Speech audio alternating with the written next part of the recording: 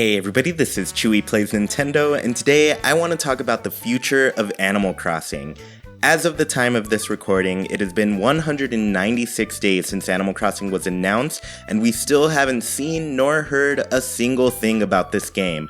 I've seen a lot of speculation about what the new game will entail for the franchise, and a lot of different feelings from people about whether or not that is right for the series. For those of you on Twitter, you may have noticed some leaks being shared around, and I say leaks in quotation marks because I don't really believe these are real. For those of you who don't know, an account by the name of Grayson Lundy has been posting leaks about the Animal Crossing Switch game. They claim to be a retired marketing employee for Nintendo of America, and that is how they have all of this information. Personally, I think this is incredibly unconvincing to the point that I believe it less. The Nintendo Treehouse team that typically works on a number of tasks such as localizing and marketing games is an incredibly secretive group. I have an article from Kotaku written by Jason Schreier that is very informative about this team, linked in the description below. I recommend reading it because there are some fascinating things in this article about Animal Crossing, but it is very clear that this team holds it tight to information. Even Nintendo employees who are not part of the Treehouse team are kept out of these rooms where they work on games. With that said, there are probably around 80 to 100 people who work in the Treehouse, so if anybody has retired recently, I'm sure they would know exactly who was leaking that information. And if my assumptions are correct, they've probably signed some crazy non-disclosure agreements that could lead to some swift legal action from Nintendo. I don't think anybody would want to risk that. Also, secrecy is what allows the Nintendo Treehouse team to do their work. This article also talked about the trust that has been established between Nintendo of America and Japan. If the corporate office in Japan can't trust the Treehouse to keep information under wraps, it'll cause huge delays in games because they'll send games much later in the development process to be localized. So, if you want to see your favorite games sooner, you better hope nobody working at Treehouse is leaking information. So let's get to my main point. Though I don't believe these leaks are real, I am enjoying people's opinions on what they'd like to see in the next Animal Crossing game. I've done videos in the past about features fans want to see in Animal Crossing, but what's nice about these opinions lately is people are talking about what they don't want to see. One of the most common worries I see is that Animal Crossing could change too much. Some people have said they'd like to see New Leaf updated for the Switch. A lot of people don't want to see Animal Crossing change in a way that it's unrecognizable, and I get that. And this is an idea I've been thinking about for a while. What types of changes are going to alter the game in a way that is unappealing to the fan base? I think as we go longer and longer without seeing anything for this game, it gives us more time to worry about what they're doing to our favorite franchise. Many people would rather see the game stay the same than change too drastically. But would it be appealing to see Animal Crossing Switch just be a remastered version of Animal Crossing New Leaf? Personally, I don't think so. I've spent over 1,000 hours on Animal Crossing New Leaf, and I'm ready to see and do new things. I tweeted this earlier this week. I've been seeing a lot of people saying they don't want too many things added to the next Animal Crossing. I'm the opposite. I want a lot added. If we're going to be waiting 7 years for the next game, I'm gonna need 7 years worth of content. I've gone through the long waits for Animal Crossing before. I remember seeing New Leaf for the first time in 2010 and not actually playing it until 2013. Now, it's been quite a while since New Leaf came out. I played it every day for 2 years straight, and then when 2015 rolled around, I was ready for Animal Crossing Wii U. When that didn't happen, and 2016 brought us the welcome Amiibo update instead, I was disappointed, but the update did bring me back to the game for another 6 to 8 months. My main concern is that I want to be entertained by a mainline Animal Crossing game for much longer than 2 years, especially if we're going to wait another 7 to see the next game. I've been ready for an HD Animal Crossing game, and I think it would benefit this game to add even more features. Here's my reason. There have been 2 Animal Crossing games on home consoles and 2 Animal Crossing games on handheld consoles. From the sales numbers, it is clear that the handheld Animal Crossing games have done significantly better than the home console games. Here's a look at the sales figures for Animal Crossing games. Population Growing sold 2.32 million copies, Wild World sold 11.75 million copies, City Folk sold 4.32 million copies, and New Leaf sold 11.94 million copies. Does Animal Crossing sell better on handheld because it is meant to be a handheld game?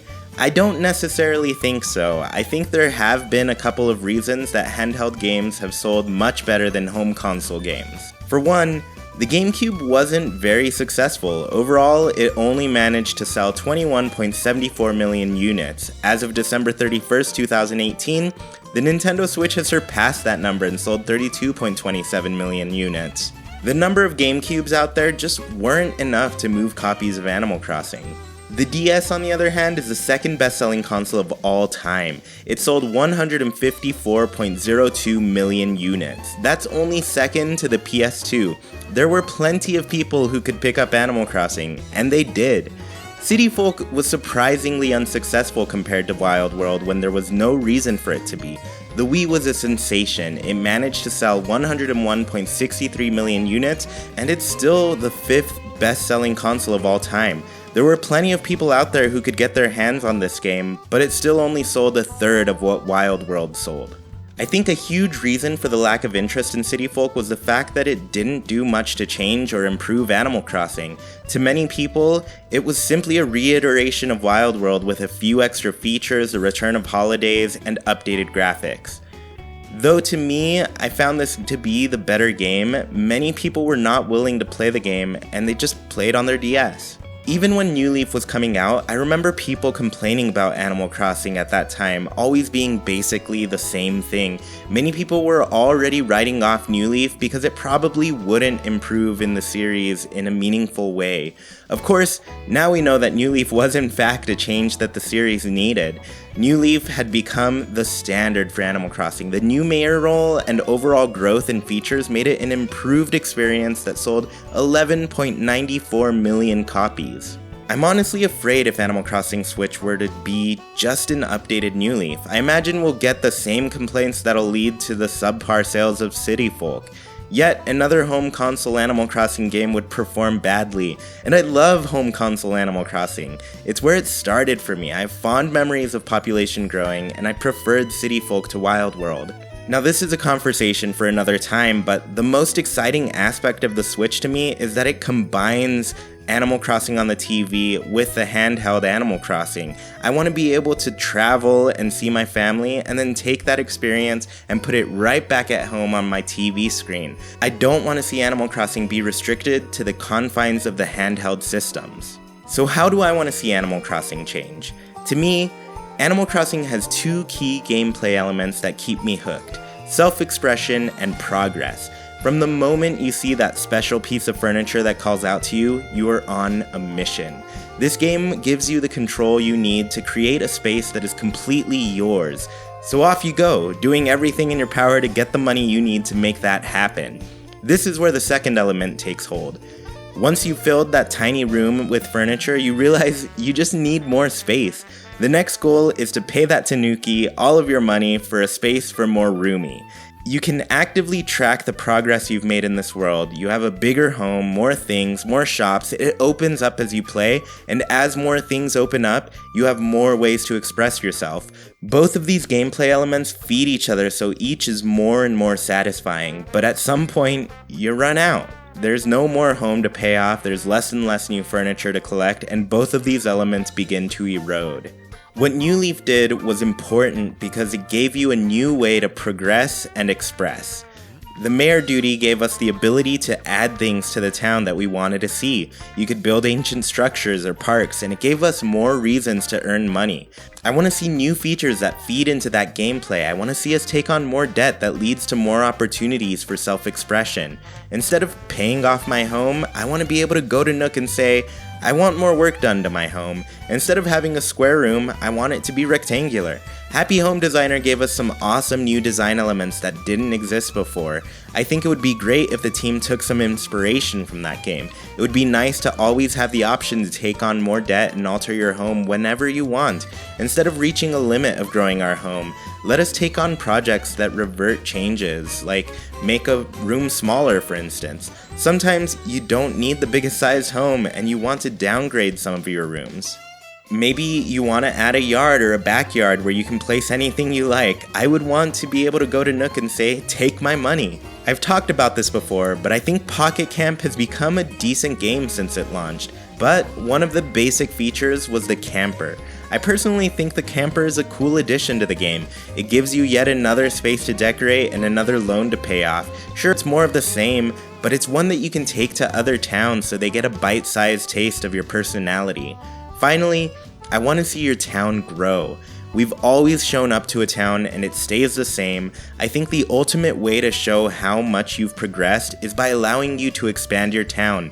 People always say they want a bigger map. Well, I want to earn a bigger map. I want to start in a small town that actually grows because of the work I do. Maybe as you progress and your town's economy begins to grow, you can finally expand your town, allowing more space for public works projects, villagers, and ultimately, just more fun. Anyways, I'm not in charge. I'm not making this game. I'm sure some of you believe my ideas are terrible and you'd never want these things to happen in Animal Crossing, and that's totally fine. There's a very real chance that none of this will happen, but like I said, I really just want to see a game that I feel confident will keep me playing for 5 years at least. But let me know in the comments what you want to see in the future of Animal Crossing. What makes Animal Crossing to you? I love seeing what people love about this game, so be sure to like, comment, share, and subscribe, and I'll see you all next week. Bye!